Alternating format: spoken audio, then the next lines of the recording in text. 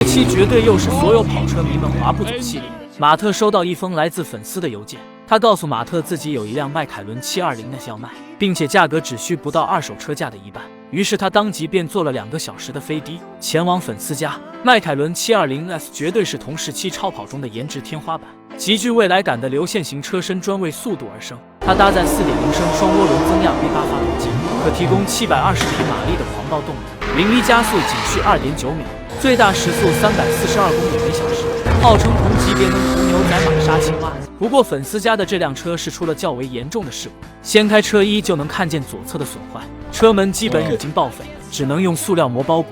车轮也有不同程度的损伤，但最严重的还在右边，整个右侧看起来一片狼藉，并且后轮都已经不见了，整个车身都已经变形，放在一旁的轮子已经不再是圆形，仔细看里面的碳陶刹车盘都已经破裂，这就意味着这轮胎必须要全部更换。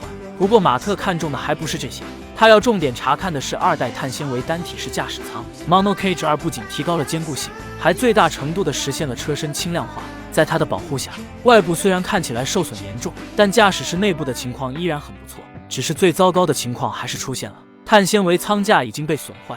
这种东西一旦损坏，那么整个驾驶舱都得要换新，这让马特不得不考虑要不要购买这辆车，因为这价格实在是不便宜。他将损坏的部分拍照发给了迈凯伦技术部，看能否直接修复，但得到的回复是，他们需要亲自看到车才能下结论。经过一番咬牙切齿的思想斗争，马特最终还是买下了这辆迈凯伦720S。很快车辆就被送到商店，老爹依然是满脸的笑容。他们提来电源准备接线，看看交流发电机能否工作，因为车门需要电池供电才能彻底打开，同时还要配合钥匙扣里面的手动键，将其插入前风道的钥匙孔拧动打开。遗憾的是，父子俩研究了半天，结果里面的小钥匙早已经断了。马特只能是拿了个钳子夹着它使用，这才打开了前舱盖，当即老马就连接好了电源，车门也就轻松地打开了。将车推进商店里，老爹取下了整个行李箱称里，让人没想到的是，底下居然藏着很多坚果，看起来这之前应该是被松鼠啥的给占领了。看样子这辆车停放在那也不是1天2天了。现在要试着启动一下这台车，确定发动机有没有损坏。为了获得制动压力，这里需要将缺失后轮的制动软管加紧。马特爬进驾驶室，按下启动按钮，结果没有任何反应。这小子脸色都变了，还是老爹提醒他需要踩制动踏板才能启动。马特这才重新按动开关，随后发动机就爆发出了轰鸣。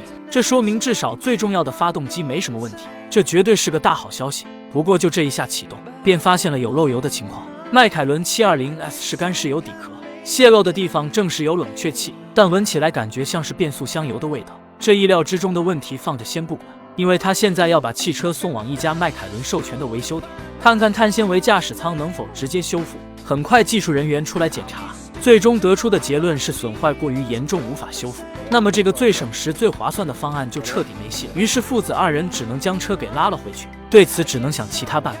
回来的第一件事便是将汽车从拖车上取下来，这样才能更好的看到泄漏的地方。通过查看确定泄漏的是变速箱油冷却器，这里马特决定对其做临时修复，打磨之后用填充剂修补，这样他就能再次启动汽车。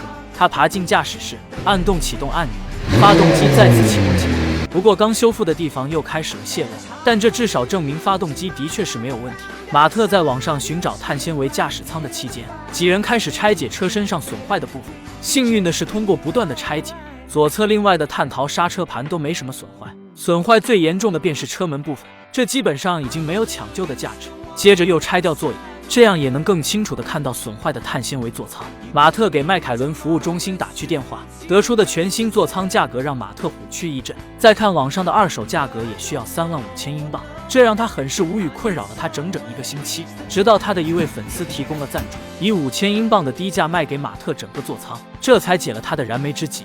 不过也有一个问题，这个送来的座舱为右侧驾驶，而马特购买的迈凯伦720S为左侧驾驶，这就不得不做出选择，该如何调整。考虑到驾驶室内仪表板、转向架以及其他所有东西，他们都基本完好无损，所以最终决定还是将新到的座舱调整为左侧驾驶。不过现在要做的是继续拆分汽车，找出所有损坏的地方。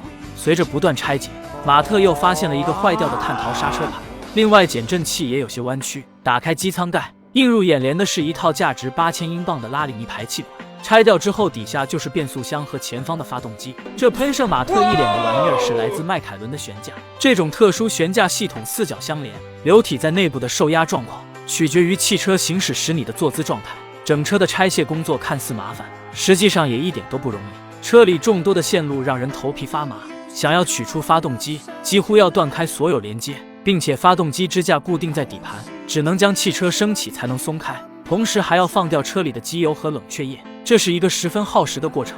不仅只是拆卸，还要记住到时候要怎么装回去，甚至期间连扳手都被搞断2只。等到终于将发动机与车身分离，已经是第2天了。之后还要让车架上的所有线路分离，然后才好更换驾驶舱，这注定又是一个耗费时间的过程。父子2人也是第一次在迈凯伦上工作，只能是一边拆解一边学习。车上所有的东西都要取下来，包括仪表板和地板以及所有的线路软管。期间最麻烦的还是这让人眼花的线路，这甚至比拆卸发动机还要费时，又是漫长的1天时间，这才将前副车架拆卸下来。取出加热器之后，再将所有线束整理在一起，这复杂的拆解工作才算是告一段落。现在是时候给淘来的驾驶座舱来个大清洗，将其运到室外，直接是高压水枪伺候。清洗晾干之后，看着一团乱麻的线束，马特竟一时不知道从何下手。不过事情总是要做的，一旦开始也总能摸到头绪，所以接下来又是一番费时的安装。现在有个问题，马特想先把新框架直接安装到座舱上，但他无法确定之后能否再将油箱放进去，所以这里只能是先看看能不能直接拆掉油箱。如果可以的话，那就意味着之后也能直接装上。现在油箱内还有满满登登的燃油，这里还需先将其吸出来。幸运的是油箱能够直接拆掉，这样就能放心的安装后车架了。新的框架花了马特2500英镑，目前还在预算范围之内，接着就可以继续连接所有线束。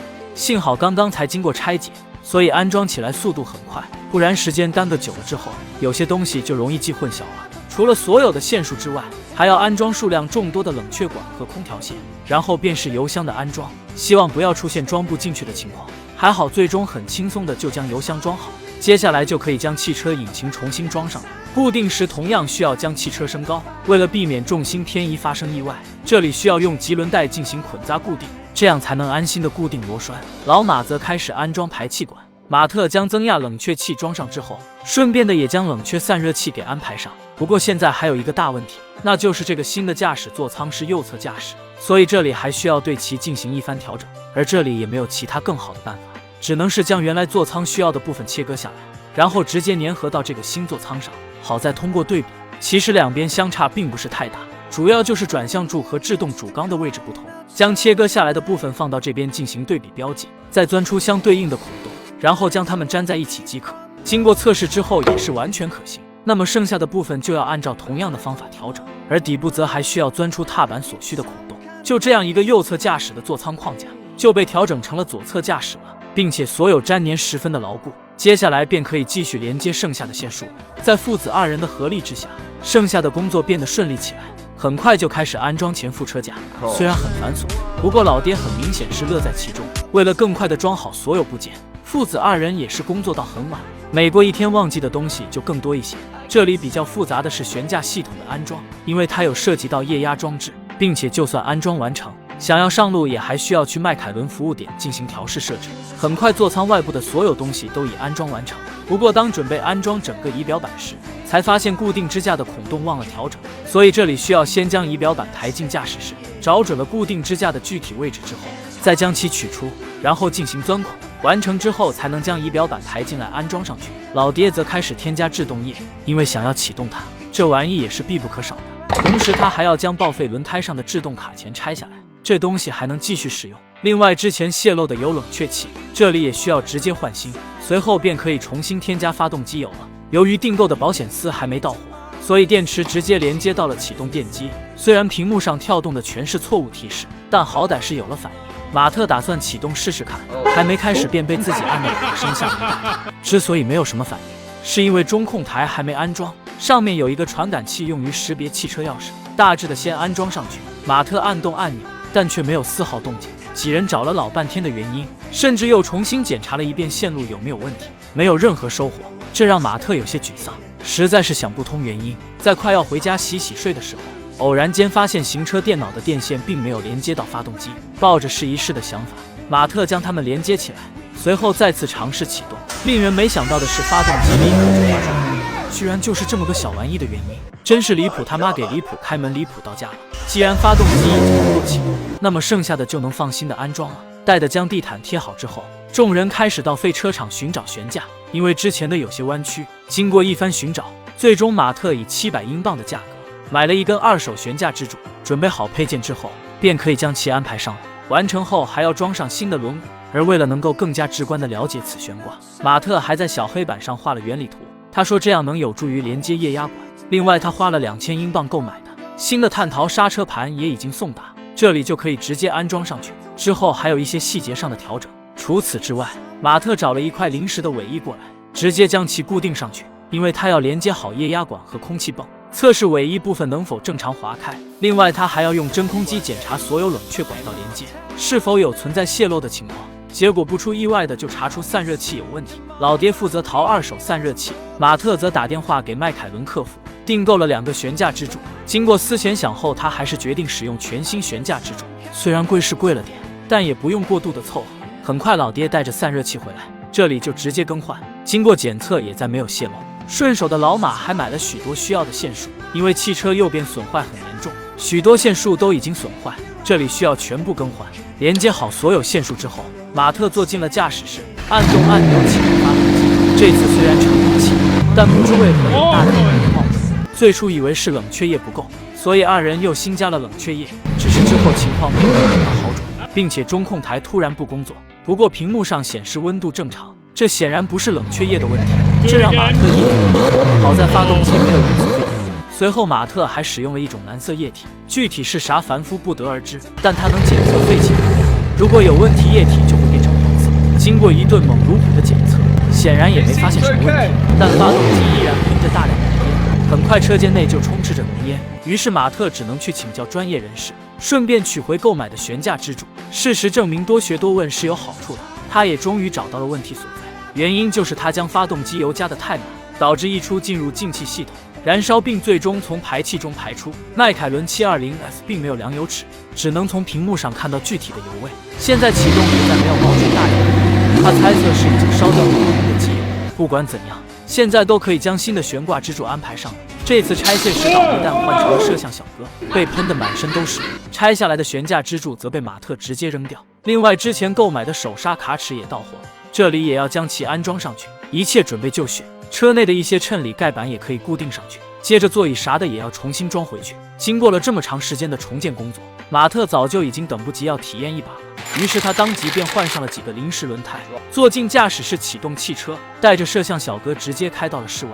虽然现在这辆车还只是个架子，外壳装饰件都没有装上，但这丝毫没有影响马特的热情，开始在商店附近撒欢起来。平稳的驾驶感让他爱不释手。回到商店，很早就定制的车身面板终于到货，马特选择了清凉的薄荷色面板，到时配合大量的碳纤维面板组件，相信也能碰撞出别样的火花。首先安装的就是它经典的蝴蝶门，完成之后就来到另一边，只是这边的车门铰链出现了问题，这里就不得不重新订购，稍后直接去取回来。趁着这时间，就先把其余能安装的面板先固定起来。需要注意的就是要不时调整每块面板的角度距离，不然就会出现缝隙过大的情况。这就像小时候拼七巧板一样，益智的同时还很解压。灰黑色碳纤维面板的点缀也可谓是点睛之笔。接下来还有车窗玻璃也需要安排上去，另外之前坏掉的挡风玻璃和天窗也要更换。这时老爹也拿着新的车门铰链回来，这一侧的车门也总算可以装上了。不过不知是买错了型号还是怎么的，这个仍然不能匹配，想要更换要花不少时间。于是父子2人顶着零下好多度的天气，来到室外拆卸之前的车门铰链，先用旧的凑合安装起来，之后将新铰链换好之后再更换也不迟。另外马特请了一位技术人员过来，带着迈凯伦专用的摄制装备，帮助他调试悬架，排出内部的空气，顺带的将尾翼的液压装置也一起调整完成。只是现在这颜色不一样的尾翼也是时候退休了，将其拆下才能安装底下的排气管。在这之后，马特订购的全套 CT 碳纤维车身套件也已到货，包括机盖扩散器、裙边分离器和新的尾翼等等，这将会彻底改变这辆车的外观。安装之前，老爹还要连接好尾翼上的刹车灯，剩下的时间就是这些面板的固定工作。在安装后保险杠时，还必须连接相机和停车传感器。另外车尾巨大的扩散器也是它的一大亮点，就像是 F1 赛车一样，安装上去之后的效果让人惊叹。迈凯伦不喜欢把事情做得精确到毫米，比如车身面板之间的一些缝隙，他们的解决方案就是用大量密封圈填充。马特将汽车放到升降机上，方便他安装车头灯和底部套件。因为车灯需要从轮胎处安装，所以这里要先将轮胎拆掉。汽车底部全部完成之后，还要在前脸安装分离器，这才是它真正的样子。而顶棚天窗的玻璃则被马特重新换成了整块的大猩猩玻璃。到这里，这辆迈凯伦720的外观尽管现在已经是深夜，马特还是迫不及待地将车开了出去。之所以用拖车运送，是因为此车还没注册，无法上路，连夜赶到了轮胎店。老板也是给足了面子，在此等候。马特已经等不及给他换上全新轮胎，不过就这底盘的高度加上前方分离器，从拖车上下来也是颇费了一番功夫。紧贴着地面下车，话不多说，还是老规矩，新轮胎上刻上了马特的名字字母。在工作人员的帮助下，轮胎很快更换完毕。到这里，这辆迈凯伦经典超跑才算是基本重建完成，将一辆事故车完全修复，同样花了马特等人数月时间。不过现在看来一切都值得。虽说无法上路，但这里有一条私人马路，马特也是忍不住要试驾一番。汽车的轰鸣和强烈的推背感让马特十分的不安。不过不出意外的就出了意外，在他得意时，车尾再次冒出大量浓烟，老爹也是急忙抱着灭火器追了上来。可以看到现在一启动就有大量白烟喷出，并且再次坐进驾驶室，发现再也无法将其成功启动，像是被系统锁住了一样。马特表示很无语，将汽车运回了家。这次他决定直接放掉一些机油，但结果还是无法启动。那现在就只有一个办法，那就是将其送往迈凯伦服务中心。很快连人带车来到技术部，幸运的是这里有马特的一位粉丝，他给马特解释了很多疑惑，也给他带来了很多帮助。通过他的检查，表示问题其实并不大，很多都是一些电子模块需要更新。这里粉丝朋友也是直接给他全部做了更新，并且还帮助马特对汽车的一些故障代码进行排除，这让他十分兴奋。在用专业仪器将汽车系统重置之后，现在便能成功启动。随后他还给汽车做了4轮定位，用激光对中机让一切保持一致，有问题的地方便需要及时调整。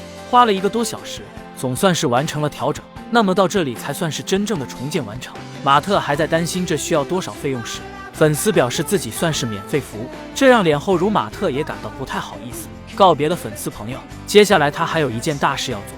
画面来到一处封闭的赛道，一是测试这辆迈凯伦720的系统，二是继续挑战好友的兰博基尼飓风，也就是大家熟知的兰博基尼小牛。因为上次马特带着自己重建的保时捷911 GT3，结果输给了好友的兰博基尼，这件事让马特如鲠在喉，如芒在背，如坐针毡。今天决定带着迈凯伦720S 一雪前耻。动力和重量方面，迈凯伦720S 略优于小牛，不过兰博基尼小牛为4驱，而迈凯伦720S 为后驱。不管怎么样，先来上一局再说。为此，马特还做了2手准备。面对好友的挑衅，马特准备先手开局。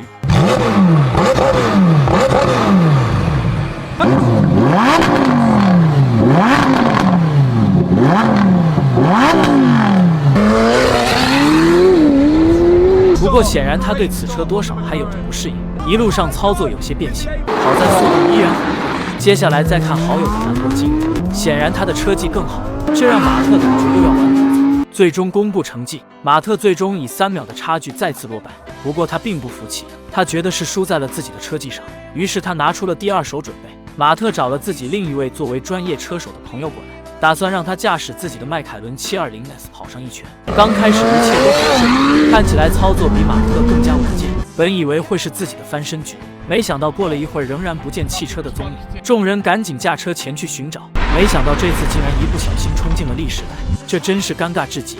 不过这都是朋友之间的玩闹，并不是真正的比赛，有什么说什么。马特对于迈凯伦720S 的表现仍然非常满意。那么到这里视频也就来到了尾声，祝所有点赞的老铁们都能开上自己喜欢的超跑。大家对于这辆迈凯伦720S有什么看法？欢迎来评论区讨论。